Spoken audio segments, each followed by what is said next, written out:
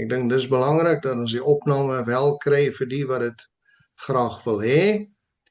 En dan wil ek ook net ons skerm deel. Sal nou net hier deurgaan gou-gou. Onthou om maar die mikrofone af te hou behalwe as ek 'n spesifieke vraag vra. Dan kan jy hulle gerus aansit. Maar ek wil net my skerm ook deel, dat julle ook die voordeel het van die oorhoofse projektor skyfies. Kom ons doen dit, daar is hy. En dan kan ons hierdie controles net 'n bietjie wegvat, dat hulle nie in ons pad is nie. Daar sê, nou is ons op 'n plek waar ons kan begin. Kom ons buig ons hoofde in gebed. Onse Vader wat in die hemel is, baie dankie liewe Heer, dat ons vanoggend hier byeen kan wees, om u woord vergader. En baie dankie dat ons kan kyk na dit wat u vir ons saamgestel het vir hierdie kwartaal. Here, mag hierdie lesse ons aanspreek, mag dit ons inspireer, en mag ons altyd u naam groot maak en u koninkryk uitbrei. Dit is ons gebed in die naam van Jesus. Amen. Goed, kom ons kyk net, hier is nog 'n hele paar mensies wat vinnig net wil bykom by ons studie. Kom ons voeg hulle net by. Sê, ek dink hulle is nou by. Goed, Goed, so realiteitstoets is die opskrif van ons lesstudie vir hierdie week, vir 1 April, 'n realiteitstoets. En ons geheeteks kom uit Johannes 15 vers 9.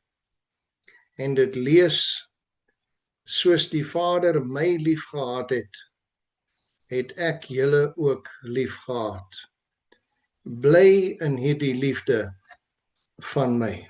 Pragtige teksvers. Nou Johannes 15, pragtige hoofstuk ook. Nie net pragtige teksversie, maar 'n hele mooi hoofstuk. En ons gaan 'n bietjie meer na die hoofstuk ook kyk vandag. Elkeen van ons het natuurlik 'n ander verhouding met God.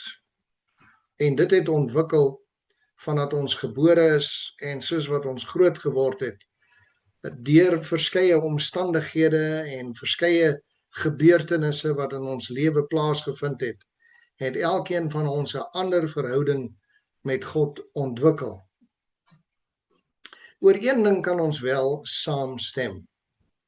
Hierdie verhouding wat ons het, kan en behoort te groei in Christus.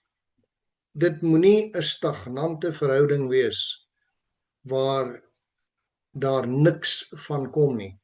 Baie belangrik dat hierdie verhouding sal groei.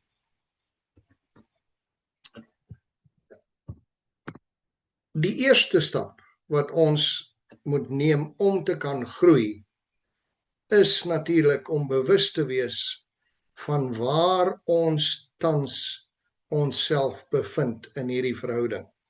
In ander woorde, wat is die toestand van hierdie verhouding waarin ons is op hierdie oomblik? En ons gaan so klein bietjie krities vra rondom dit.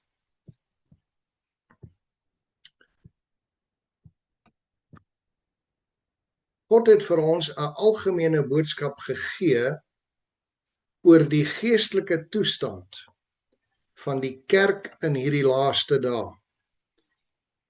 Hy het nou natuurlik nie vir ons 'n boodskap gegee oor ons eie individuele toestand nie, maar in hierdie geestelike toestand van die kerk spreek hy tog ook ons individuele toestand aan.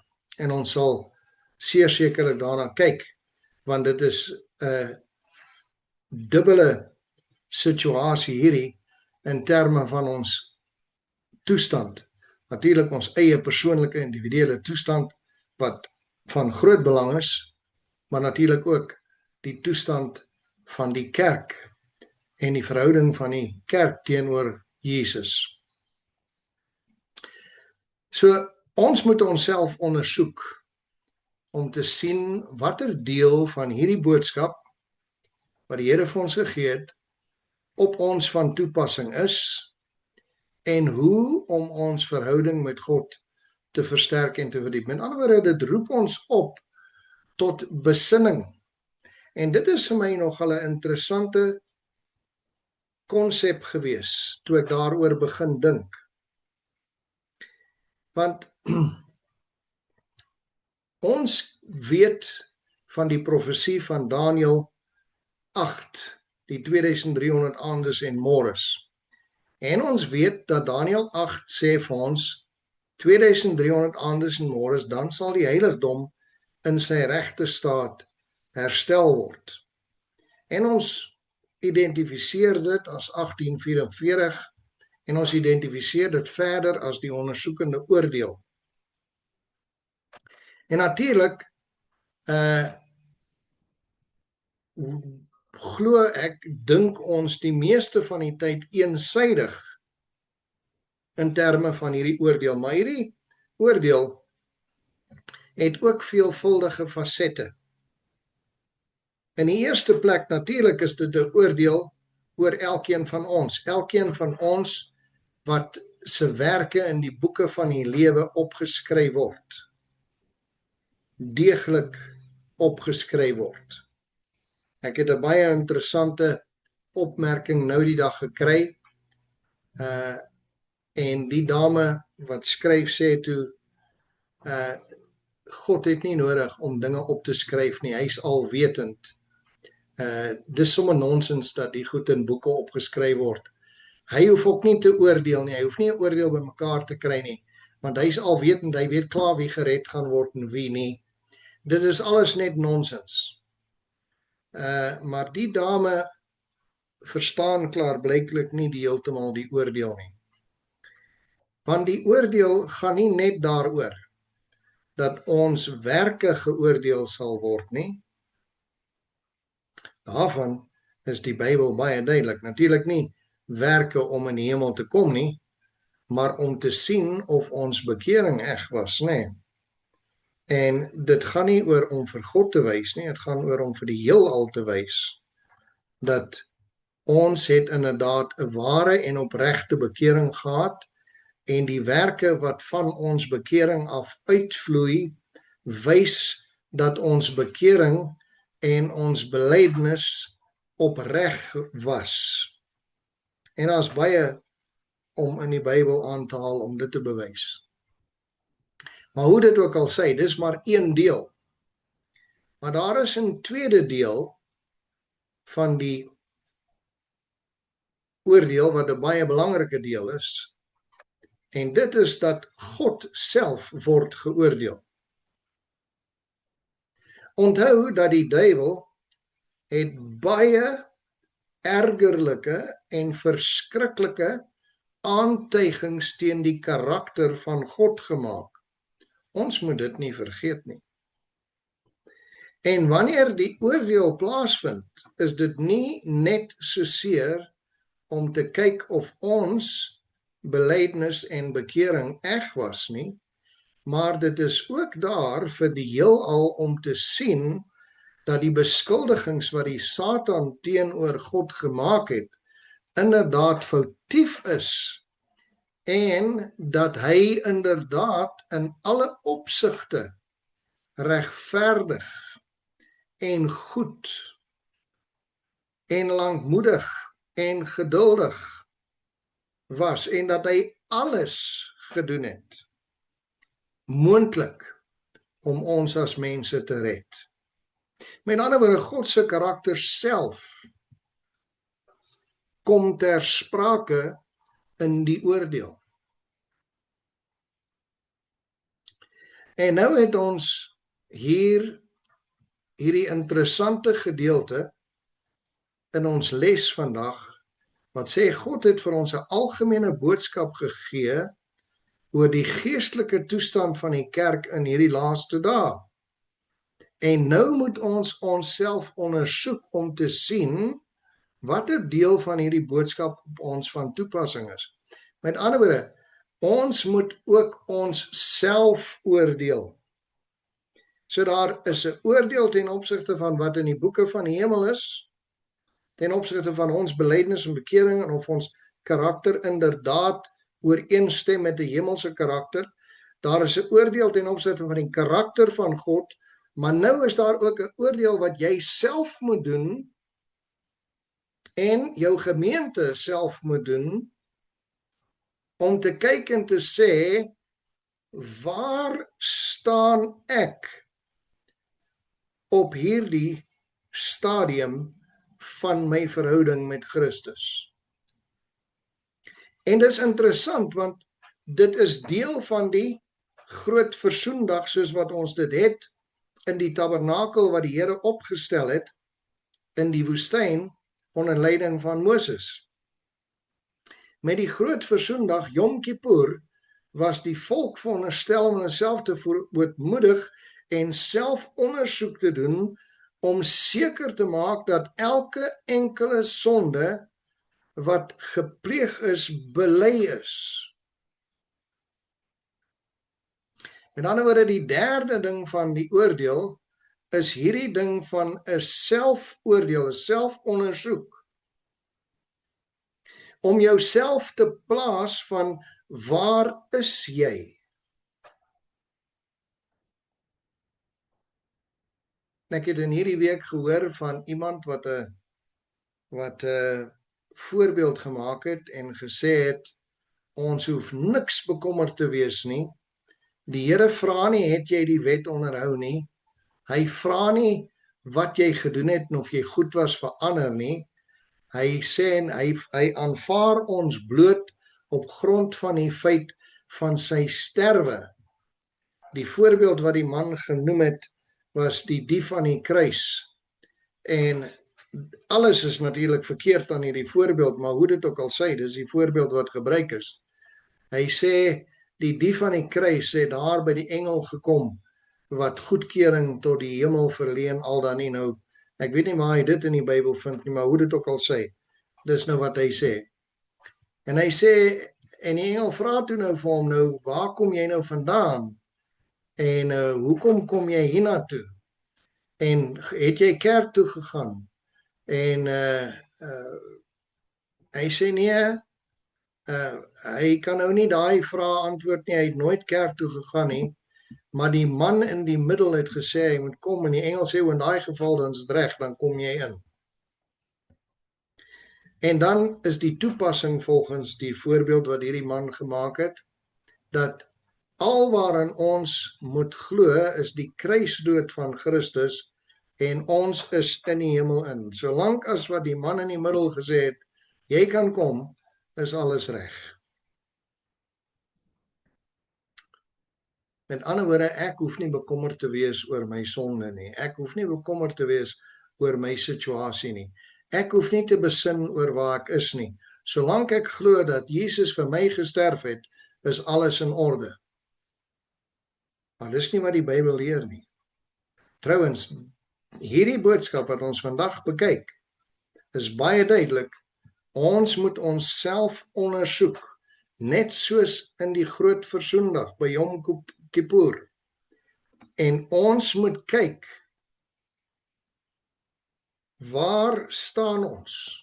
Watter deel van hierdie laaste boodskap is op ons van toepassing? En indien wel, hoe kan ons nou voortgaan om ons verhouding met God te versterk en te verdiep? So ons gaan so 'n bietjie kyk na die boodskap van God, waarvan ons nou praat, Openbaring 3, vers 14 tot 22, die boodskap aan die Laodicea gemeente. Ons gaan kyk na die evaluering wat gedoen is. Ons gaan kyk na die oplossing wat God voorgestel het. Eerstens, God het 'n evaluering gedoen. God het 'n oordeel gevoer of gevel. Hy het 'n oplossing aangebied. Wat is die resultaat uit hierdie situasie uit en watter bevrediging kan ons daaruit sien? En dan gaan ons kyk na die realiteitstoets in terme van Johannes 15 vers 1 tot 11 om dit so klein bietjie nouer en nader aan onsself te trek. So kom ons gaan kyk heel eerstens na ons boodskap van God soos wat ons dit vind in Openbaring 3 vers 14 tot 22. Kom ons kyk na die evaluering. Openbaring 3 vers 17 sê, want jy sê, dis Jesus wat aan die kerk, die eindtydkerk, die Laodiseense kerk, en ek gaan nou so 'n paar woorde daaroor sê. Wanneer hy sê, jy wat deel is van hierdie kerk in die eindtyd, jy sê ek is ryk en het verryk geword. Maar die boodskap waarna ek verwys het. Ek is ryk, ek hoef nie te worry nie. Ek glo dat Jesus gekruisig is en die prys vir my sonde betaal het. Ek is ryk, ek het verryk geword, ek het aan niks gebrek nie, ek gaan hemel toe. En wat is die evaluering? Jy weet nie dat dit jy is wat elendig en beklaanswaardig en arm en blind en naak is nie. Interessant hoe hierdie naak ook teruggaan na Eden toe, nê. Maar voordat ons verder gaan, kom ons kyk net vir 'n wyle en ek wil vir julle wys hierdie gemeentes in Openbaring, hierdie 7 gemeentes wat hier vroeg in die boek van Openbaring is, het iets wat baie interessant is. Want as ons oorsigtelik na hierdie 7 gemeentes kyk en wat hulle name beteken en so voorts, dan sien ons in progressie van die Here se bewegings namens sy kerk, sy bruid. Ons sien 'n beweging,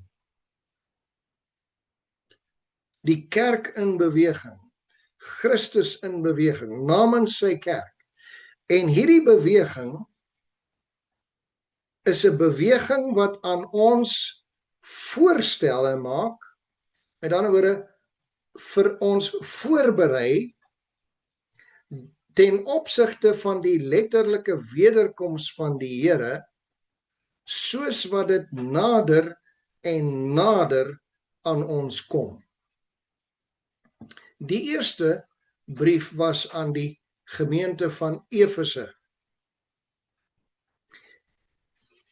En dit beteken, of dit gee vir ons die gedagte, die Here stap. Die Here is aan die beweeg. Efese. So in die heel eerste gemeente, is die gedagte wat die Here vir daardie gemeente gee, vir daardie tydperk, sê hy, ek is aan die beweeg. Ek is aan die beweeg. Dan kom ons by die gemeente van Smyrna. En die Here sê, julle het gesterf, julle het dood gegaan, en ek moes julle lewendig maak. Ek moes julle weer opwek. Ek moes julle weer aan die gang kry. Ons was aan die beweeg, maar julle het die pad byster geraak, julle het so bietjie dood gegaan in julle ywer en in julle werke, en ek moes julle weer aan die gang kry, ek moes julle weer motiveer. Nou kom ons by Pergamum, waar die Here vir sy volk vermaan, en hy sê, kyk, julle gaan moet bely, julle is besig om ergerlike foute te maak. Julle is weer besig om die pad geheel en al byster te raak. Julle moet bely en julle moet julleself bekeer, want anders gaan ek vir julle skielik kom. Ek is aan die beweeg, ek is op pad met die wederkoms. En hierdie ding kan julle onverhoeds betrap. Wanneer ons by die 4de gemeente kom in Thyatira, dan is die Here besig om ernstig te waarsku. En hy sê, hou vas aan dit wat ek julle gegee het, totdat ek weer kom. Openbaring 2:25. Hou ernstig vas aan die ewige evangelie wat ek vir julle nagelaat het. En dan kom ons by Sardes, die 5de gemeente. En die Here waarsku sy mense weer eens dat hulle vas moet hou, dat hulle moet bely, want as hulle dit nie doen nie, gaan hy op hulle afkom soos 'n dief. Openbaring 3 vers 3. En die 6de gemeente in Philadelphia verklaar die Here, hy sê, kyk, ek kom gou. Tyd het nou al baie verby gegaan. Ons het begin waar ons aan die beweeg was, waar alles goed gegaan het, waar die kerk uitgebrei het. Toe het julle 'n bietjie verkoel, ek moet julle weer geïnspireer het. Julle het by 'n punt gekom waar julle afgedwaal het en gesê het, julle moet bely, want anderste gaan my koms vir julle iets wees wat gou en skielik op julle afkom.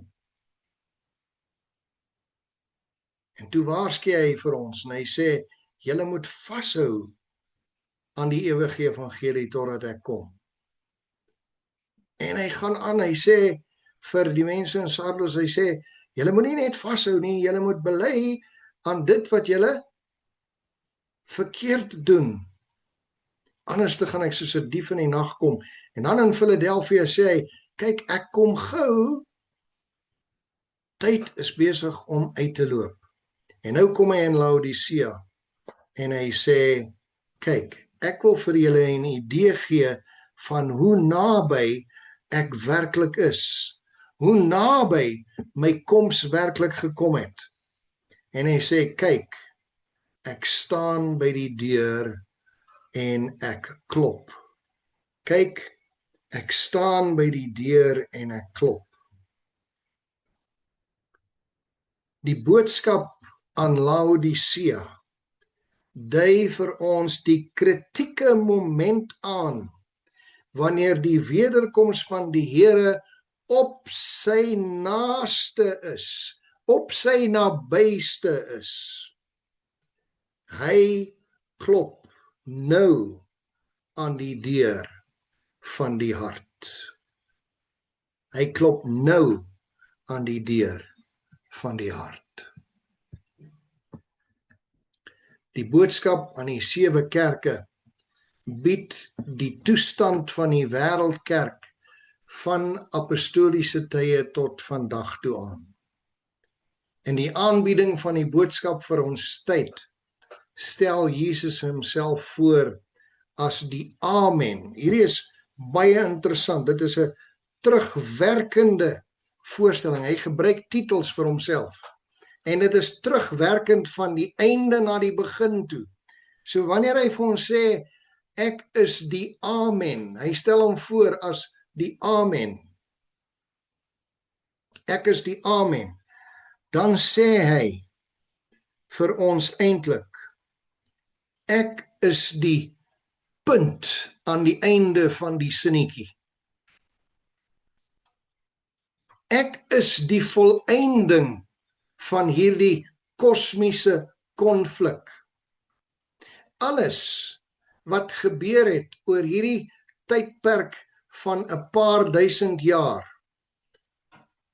kry sy volëindiging, sy voluitloping in my. Ek is die Amen.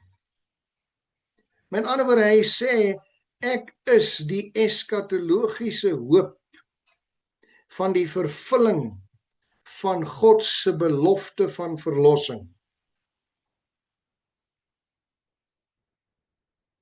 Dan sê hy, in die tweede keer wat hy vir hom 'n titel aangee, dan sê hy, ek is die getroue en die waaragtige getuie. Wanneer hy homself voorstel as die getroue en die waaragtige getuie, dan is hy besig om vir ons te vertel dat ek is die ene wat deurlopend teenwoordig was deur al hierdie verloop van die mens se geskiedenis, was ek deurlopend teenwoordig. Ek was nooit weg gewees van julle af nie. Ek was by julle. Ek was teenwoordig. Ek was deurlopend met julle in my werk van verskeie opsigte. En dan sê hy is die skepper. Die laaste titel wat hy gebruik is die skepper. En hy neem ons terug na die begin van die skepping van God toe. En hy verwys daarna, hy sê, ek is die skepper, die een wat hierdie geskiedenis in die eerste plek begin het. 3 titels wat ons hier kry. Ek is die Amen, ek is die ware en getroue getuie, ek is die skepper. Wanneer ons na onsself kyk, sien ons waarheid. Wanneer ons regtig ernstig na onsself kyk, dan sien ons waarheid. Ek is ryk en het verryk geword en het aan niks gebrek nie. Maar Jesus sien die waarheid. Nie my eie waarheid nie. Jesus sien die waarheid. Hy sien nie wat ons vir onsself as waarheid toeëie nie. Hy sien ons realiteit. En hy sê dit vir ons in Openbaring 3 vers 17b. Julle is elendig, beklaanswaardig, arm, blind en naak.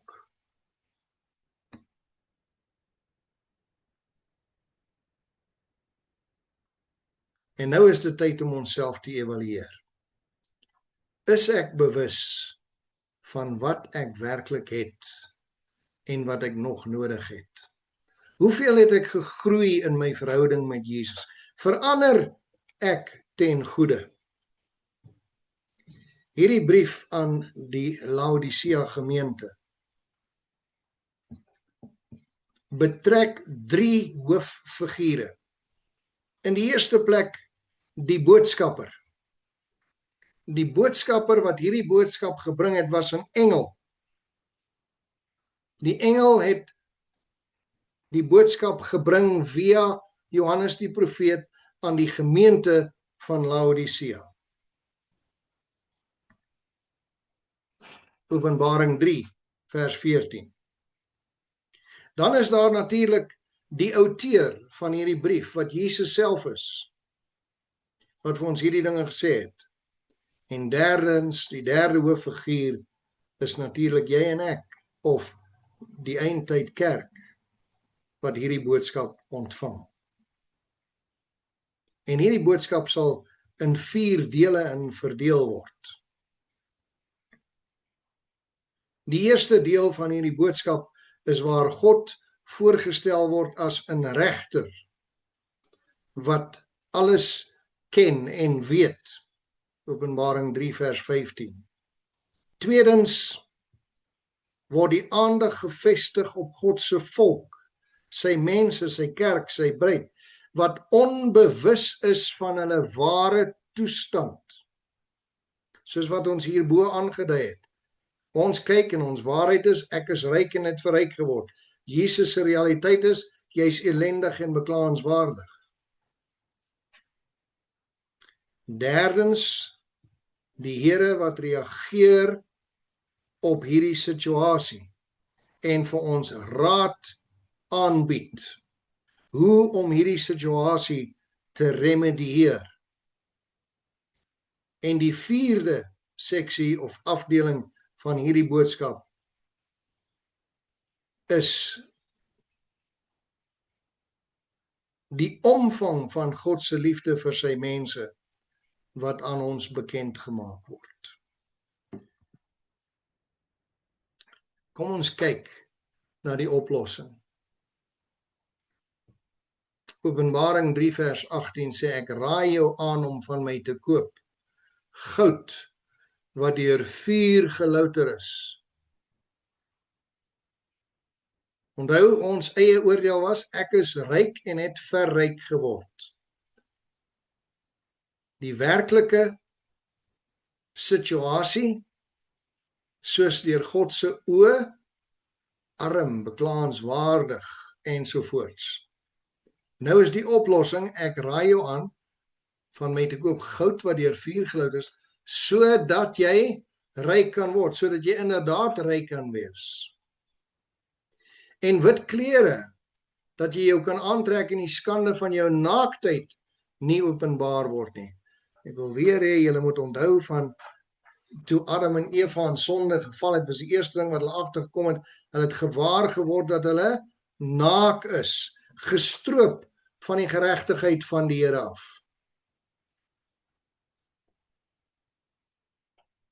So, ons moet ryk word, ons moet klere kry, en salf om jou oë te salf, sodat jy kan sien wat jou ware toestand is. Aangesien dit apatie of lauwarmheid veroorsaak, as ons gemaklik voel met ons situasie, raai Jesus ons nou aan om 3 dingetjies te doen in hierdie teksvers. Hy sê, koop goud wat gelouter is.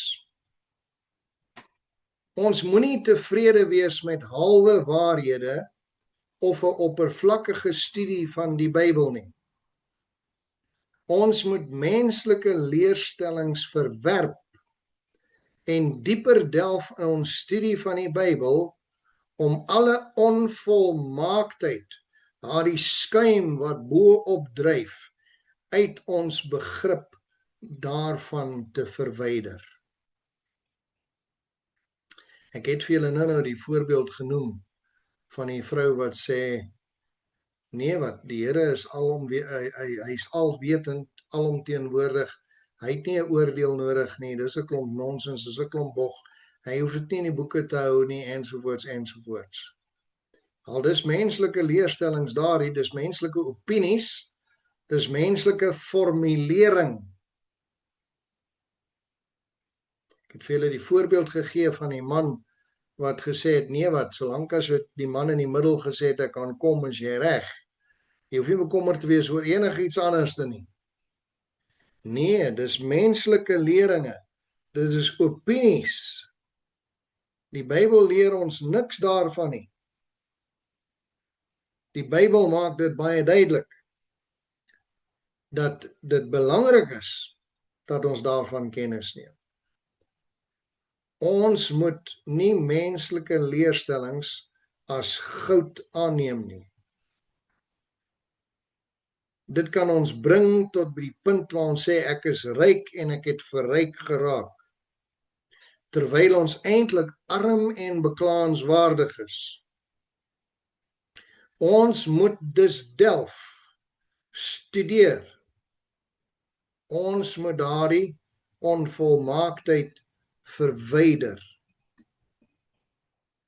Hy raai ons aan om wit klere te koop, om Jesus se geregtigheid as die enigste weg tot verlossing te aanvaar, om onsself met ons eie regverdige dade aan God voor te stel, is om onsself naak voor hom te wys.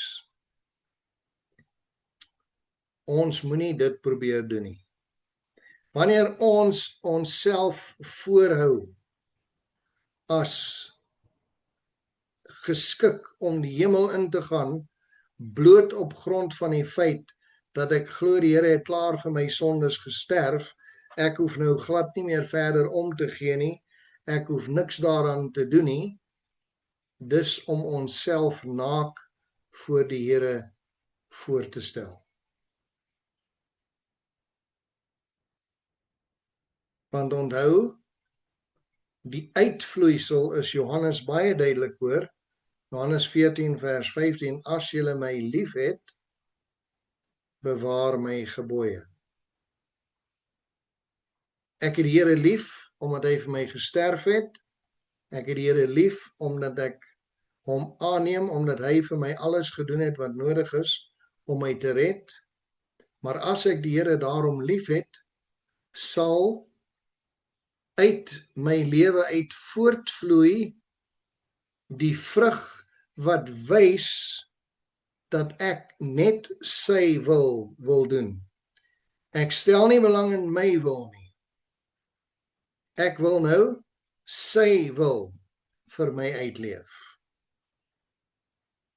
Derdens sê hy, koop oogdruppels. Koop oogdruppels. Hoekom?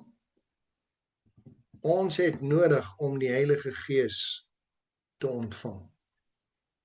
Slegs hy kan ons geestelike onderskeidingsvermoë gee en ons oortuig van ons ware toestand. En dit is nogal 'n baie belangrike punt daardie.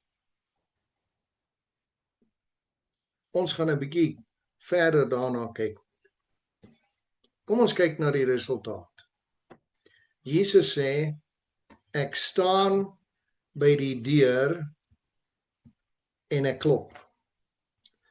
Hy sê basies vir ons, sy wederkoms het baie naby gekom, so naby dat hy aan die deur staan en klop. En nou gee hy vir ons baie goeie raad. Hy sê, as iemand my stem hoor en die deur oopmaak, sal ek ingaan na hom toe en saam met hom maaltyd hou en hy met my. Hierdie is 'n baie interessante en 'n baie intieme soort van situasie, want hy sê ek sal ingaan en saam met hom maaltyd hou. Ons hou maaltyd met ons gesin, met ons beste vriende. Dit is 'n baie ernstige situasie. Ons nooi nie net enige iemand in of enige vreemdeling nie. Hy sê ek kom by jou aan tafel sit. Ek kom jou intiemste gesprekke wat jy voer, kom ek met jou meemaak. En jy gaan met my dit doen. En in hierdie, want om die tafel was die gesprekvoering. In hierdie tyd gaan ons gesprek voer. Gaan ons die saak reg kry, sê hy. Kom ons kyk, daar's 'n probleem. Ek voel geestelik goed, ek is verryk, ryk en verryk. Maar Jesus sê nee, dis nie so nie. En hy wil hê jy moet nou beter voel. Nadat hy vir jou gesê het, jy's eintlik arm en beklaanswaardig. Nou wil hy jy moet beter voel. Maar as ek nie bewus is van my behoefte aan verandering nie, as ek nie verstaan dat ek van arm en beklaanswaardig nou na ryk toe moet oorgaan nie, gekleed moet oorgaan nie, met sig en onderskeidingsvermoë moet aangaan nie, dan sal ek nooit verander nie. Ek sal nooit wil koop wat ek dink ek reeds besit nie. Om dit op te los, het Jesus sy eie metodes. Hy sê, almal wat ek lief het, bestraf en tugtig ek. En hy voeg by, bekeer julle. Nou is dit nie insiggewend nie, dat Jesus hier aan die eindtyd, wanneer hy op sy naaste is, om weer te kom, weer eens vir ons sê, luister, ek bestraf en tugtig julle, juis omdat ek julle lief het, en ek wil hê julle moet julle self bekeer, sodat julle kan kom by die punt, dat as julle my lief het, julle my gebooie sal onderhou, of met ander woorde, in my wil sal lewe. Bekeer julle, sê hy. Interessant. Jesus se teregwysing en straf behoort nie vir jou en my negatief te wees nie. Hy verkies hierdie pad van dialoog om saam met ons maaltyd te hou, hy met my en ek met hom. Dat daar dialoog kan kom. Dat ons met mekaar kan praat. Hy wil stil saam met ons sit en gesels.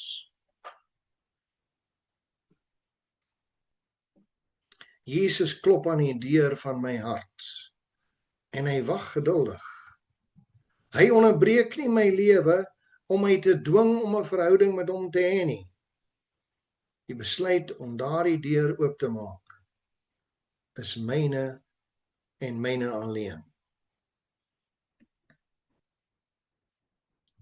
In Openbaring 3 vers 21 sê hy aan hom wat oorwin.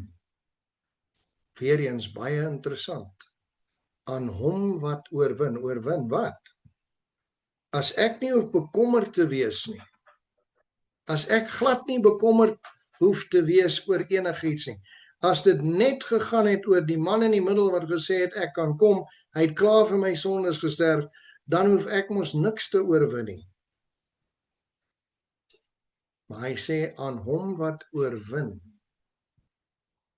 Hy wat sy swak karaktereienskappe te bowe kom.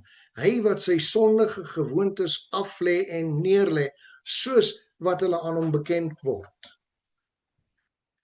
Aan hom wat oorwin, sal ek gee om saam met my te sit op my troon, soos ek ook oorwin het en saam met my Vader op sy troon gaan sit het. Baie belangrike teks. Jesus weet, die pad is nie maklik nie. Hy weet hierdie pad wat ek en jy moet loop, is 'n moeilike pad. Hy ken ons pogings om die goud, die kleed en die oogsalf te koop. En hy ken ons stryd om ons lou warmheid te oorkom. Om die deur oop te maak en met hom te skakel. Daarom sê hy vir ons, julle kan oorwin, want aan hom wat oorwin, met ander woorde hy sê, julle kan oorwin. Net soos ek oorwin het. Julle kan deur my oorwin, deur my krag wat ek aan julle beskikbaar stel, daai oogsalf, daardie onderskeidingsvermoë, die teenwoordigheid van die Heilige Gees, julle kan oorwin. Hy weet ook dat ons nooit die eerste stap sal neem nie. Daarom dat hy wat God is, nog altyd die inisiatief geneem het. Onthou wat ek vir julle gesê het, die hele wêreld kyk in hierdie oordeel na die karakter van God om te sien, het hy werklik alles in sy vermoë gedoen om te red. Is daar nie iets anders wat hy dalk miskien uitgelaat het, wat hy nie gedoen het nie? Maar in hierdie oordeel sien die heelal dat God se karakter inderdaad regverdig, goed ensovoorts is. Hy het inderdaad alles gedoen wat moontlik was. Hy het selfs die inisiatief geneem. Hy het in die eerste plek besluit om ons te skape. Onthou julle met die 3 titels wat agteruit gaan, wat ek gesê het van die Amen, die ware en die getroue getuie, die Skepper. Nou hier begin ons andersom. Hy is die Skepper. Hy het besluit om ons te skape. Maar dit is ook hy wat ons gaan soek wanneer ons gesondig het. Hy los nie vir Adam en Eva uit nie. Hy sê nie, ag nee, en vernietig hulle en verdelg hulle nie. Hy gaan soek hulle. Hy het homself opgeoffer om ons te red. Hy soek ons nie net nie. Hy gaan verder. Hy gee alles. Alles wat hy het, gee hy. Hy offer homself op om ons te red. Hoekom doen hy dit? Want hy wil ons beloon. Hy wil hê dat ons saam met hom moet sit en vir ewig sy geselskap moet geniet. Hy wil hê ons moet smaak wat hy bedoel het, dat ons moet smaak reg van die begin af. Die sleutel tot hierdie goddelike gedrag, wat ons nie verdien nie, is liefde. In Jeremia 31 vers 3 sê hy, ek het jou lief gehad met 'n ewige liefde. Hy wil 'n verhouding met jou en my hê. Hy wil 'n verhouding met sy bruid hê, met sy kerk hê.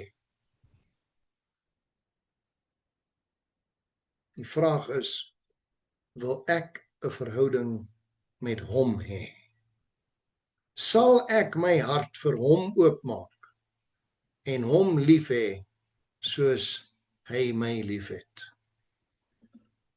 En dit bring ons dan by daardie realiteitstoets in Johannes 15 vers 1 tot 11. Die loot en die wynstok. Ek is die wynstok, julle die lote. Wie in my bly en ek in hom, hy dra veel vrug, want sonder my kan julle niks doen nie. Kort voor sy dood het Jesus verklaar dat hy die wingerdstok is en dat sy disippels die lote is. En wat het hy hiermee bedoel? Wel, 'n loot kan 'n tyd lank leef sonder om aan die wynstok vas te wees, maar uiteindelik sal dit verdor, sodat ons nie die ewige lewe verloor nie. Doen Jesus 'n pleidooi tot ons en hy sê, moet dus nie uit my uitgaan nie, bly in my. Want as jy afbreek van die wingerdstok af, gaan jy dalk nog 'n tydjie bly lewe, maar dan gaan jy verdor.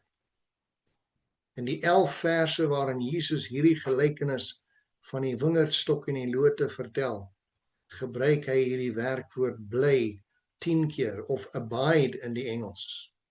Abide in me. Bly in my. Abide is sterker as bloot bly. Dit is in hom te verkeer. Met ander woorde, nie net by hom te wees of hom te erken of te ken nie, maar om hierdie verhouding met hom te hê.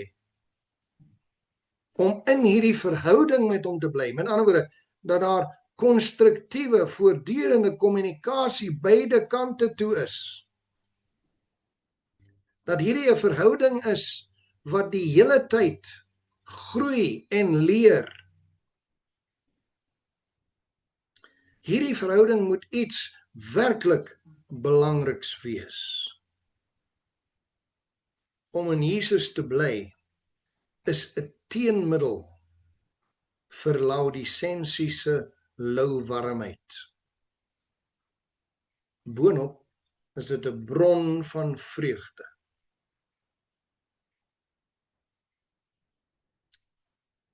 Maar hoe kan ons in Jesus bly? Ons kan in Jesus bly deur te doen wat hom behaag. Met ander woorde, om sy wil te doen. Deur sy gebooie te hou. Johannes 15 vers 10 sê dit, ek het 14 vers 15 vir julle aangehaal, maar 15 vers 10 sê dit, daar's ander ook wat dit sê. Dit is 'n liefdevolle reaksie op die liefde wat God aan jou en my bewys het deur homself te gee om vir jou en my te kom leef, te kom sterf, in die graf in te gaan, op te staan en op te vaar na die hemel toe, waar hy vir jou en my 'n plek berei.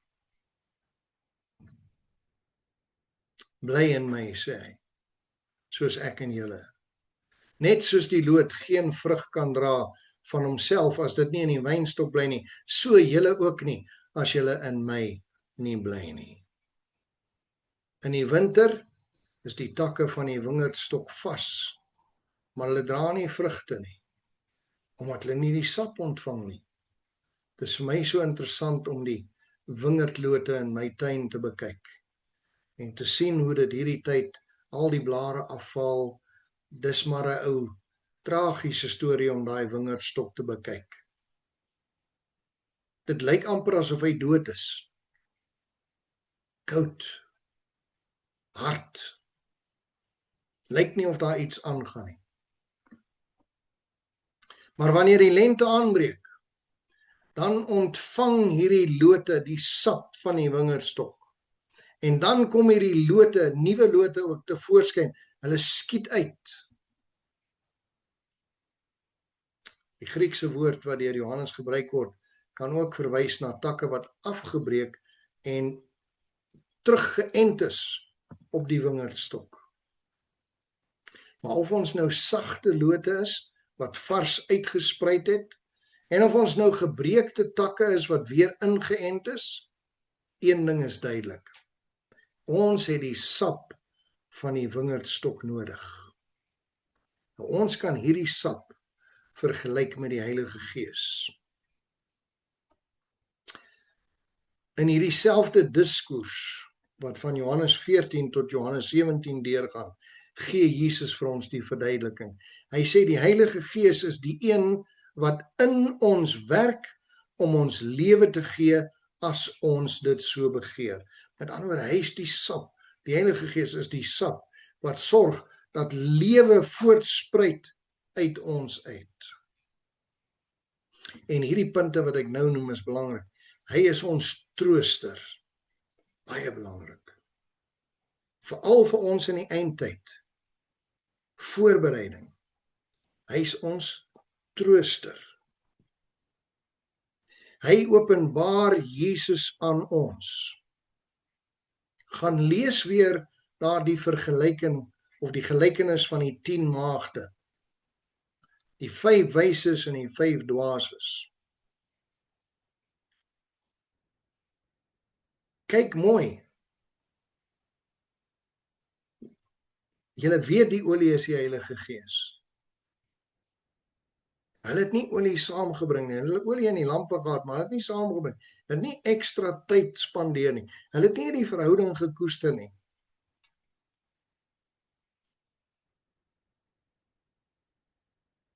Hy is die een wat Jesus aan ons openbaar. Hy is ons trooster. Hy oortuig ons van ons sonde sodat ons kan bely en kan oorwin. En hy lei ons in die volle waarheid in. Hier is 4 baie belangrike punte van die Heilige Gees. Moet hulle eintlik vir julleself neerskryf en sit waar julle dit altyd kan raak sien. In Testimonies for the Church volume 4, bladsy 88, en ek wil afsluit hiermee. Die goud wat hier aanbeveel word, asof dit in die vuur gelouter is geloof en liefde. Dit maak die hart ryk, want dit is gereinig totdat dit suiwer is. En hoe meer dit getoets word, hoe helderder is die glans daarvan. Die wit klere is reinheid van karakter, die geregtigheid van Christus, wat aan die sondaar gegee word. Dit is inderdaad 'n kleed van hemelse tekstuur, wat slegs van Christus gekoop kan word, vir 'n lewe van gewillige gehoorsaamheid. Die oogsalf is daardie wysheid en genade, wat ons in staat stel om tussen die kwaad en die goeie te onderskei, en om sonde onder enige dekmantel te bespeur. God het sy kerk oë gegee, wat hy van hulle vereis om met wysheid te salf, sodat hulle duidelik kan sien. En baie mense sou die oë van die kerk uitsteek as hulle kon. Want hulle wil nie hê dat hulle dade aan die lig kom nie, sodat hulle nie bestraf sou word nie. Die goddelike oogsalf sal helderheid aan die begrip gee. Christus is die bewaarder van alle genadegawes. En hy sê, koop dit van my af. Koop dit van my af. Ek wil voorstel dat ons almal ook diep besin oor ons verhouding en ons situasie met Jesus Christus. Waar staan ons? Kom ons doen daardie realiteitstoets, voordat dit te laat is. Onthou, sy wederkoms is so naby. Hy staan by die deur van jou hart en my hart en hy klop. Moenie hierdie geleentheid laat verbygaan nie. Kom ons maak die deur oop. Kom ons sê, kom in, kom hou maaltyd saam met ons. Kom sê vir ons. En kom ons gee ag op dit wat hy vir ons sê, sodat ons gereed kan wees wanneer hy ons kom haal om saam met hom te wees. Kom ons buig ons hoofde. Onse Vader wat in die hemel is, baie dankie, liewe Heer, dat U ons so lief gehad het, dat U inderdaad alles opgegee het om hier na hierdie aarde te kom, om te kom lewe, om te kom sterwe, om in die graf in te gaan, om op te staan, om op te vaar na die hemel, waar hy as hoëpriester vir ons optree, as advokaat vir ons optree. Here, terwyl ons die tyd het, mag ons met eerlikheid onsself ondersoek. Mag ons onsself voor U neerlê en sê, Here, as daar enige iets is, wys dit sodat ons dit kan bely, sodat ons dit kan oorwin, sodat ons gereed kan wees wanneer U weer kom. Ons bid dit in die naam van Jesus.